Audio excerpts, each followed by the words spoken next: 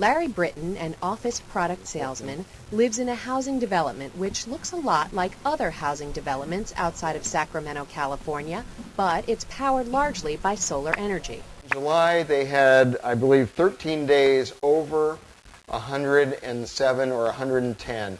It was a record temperatured month. I had an energy usage of 626 kilowatt hours. And that bill, as I had mentioned, was $73 and I think 23 cents. In my home that was a 9-year-old home that I used to live in before I moved in here, would have been in excess of $300 to $335, if not more than that.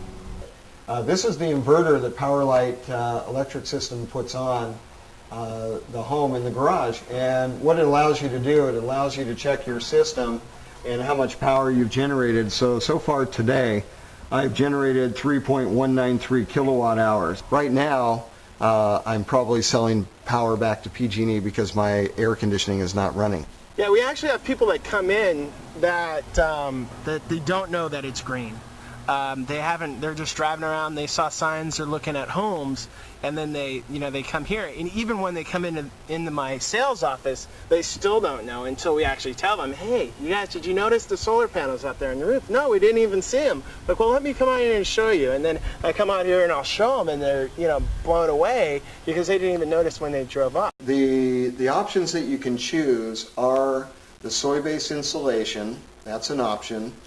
The other items are standard. The smart vent is standard. The solar panels from the builder are standard. So what this is, it's a 2.4 kilowatt PowerLight solar array.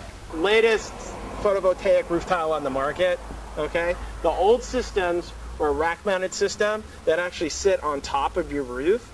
And with this system, we actually integrated in the solar array with the roof tiles. Over the term of the year, okay, this solar array should generate about 40% of the home's electricity needs. Okay, so on average, in the summer you're going to be generating more than you would in the wintertime. But if you take that average and spread it out over the year, it'll be about 40%. We just put together as like a sample so people could actually come in and touch the panels and see what they feel like. We don't recommend touching the panels on your house because they can get really, really hot. The homes here at Carsten Crossings average around $500,000, about the same price you'd expect to pay for a comparable non-green home. Still, this development is on the frontier of California's wide-ranging effort to remake its energy future. I like that snap. This summer, Governor Arnold Schwarzenegger and the Democratic Assembly agreed to several pieces of landmark climate change legislation. The centerpiece mandates 25% cuts in greenhouse gases by the year 2020. Another law expands existing incentives for residential solar power. More new solar power means less new conventional power, whose emissions contribute to climate change. Look at the heat, and just this summer alone, if you look at what happened, we had over 130 people die in California in a 10-day period because people could not, and it was namely senior citizens, they couldn't survive the hot days. And we broke a lot of records during that period. 4 or 5 days were the hottest days we've ever had in the history of California. This is not just true for California, this is happening around the world. But the changing in those weather patterns clearly, as a direct consequence of global warming, are having an impact today. But today, solar power only represents 0.2% of California's total energy portfolio. Regulators hope it will grow 20 times that over the next decade with new incentives. Because of its high installation cost, solar is still about 4 times as expensive as conventional electricity. But back at Carsten Crossings, Morgan Johnson says he's happy to offer a solar alternative. And it seals up that wall cavity so there's no air infiltration. So it's about time that builders have done this.